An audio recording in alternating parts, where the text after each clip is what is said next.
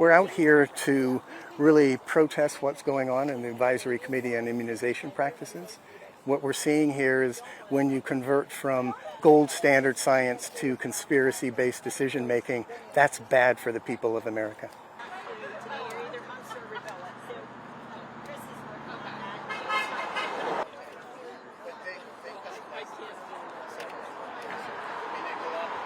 Recommendations and that they can't rubber stamp a process that they don't believe is methodologically valid.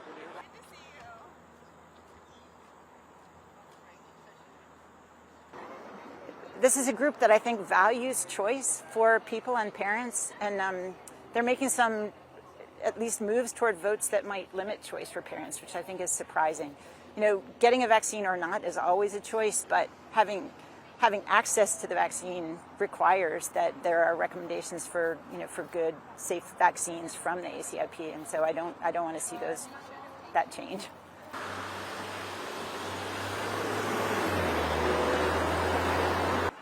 Well, it's a little silly, and I recognize that, but I think by being silly, it's a way to bring some additional attention to this. So just the visual of people dressed as some of the vaccine-preventable viruses makes sense. Today we focused on the pathogens that relate to the vaccines that are being considered at this particular session of the ACIP. So the measles, mumps, rubella, and varicella vaccine, the hepatitis B vaccine, and the COVID vaccine.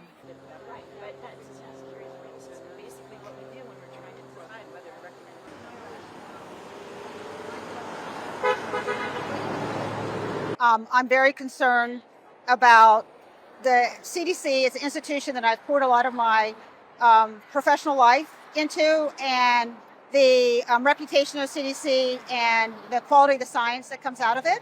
And I want to support CDC scientists.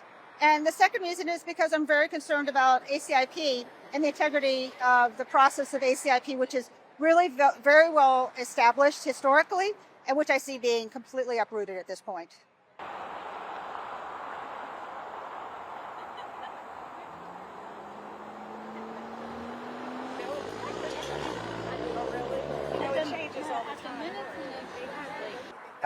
I think that we can say what we're thinking. Employees right now, if you want to keep your job, it's much harder to speak out in the same way. So our alumni association is trying to give them a voice and give ourselves a voice about, we've worked for this agency for decades. We've been predicated on good, strong science. And now we see that being broken apart by having, the head of HHS is really a conspiracy theorist, anti-vaxxer. That's not good for the health of this country.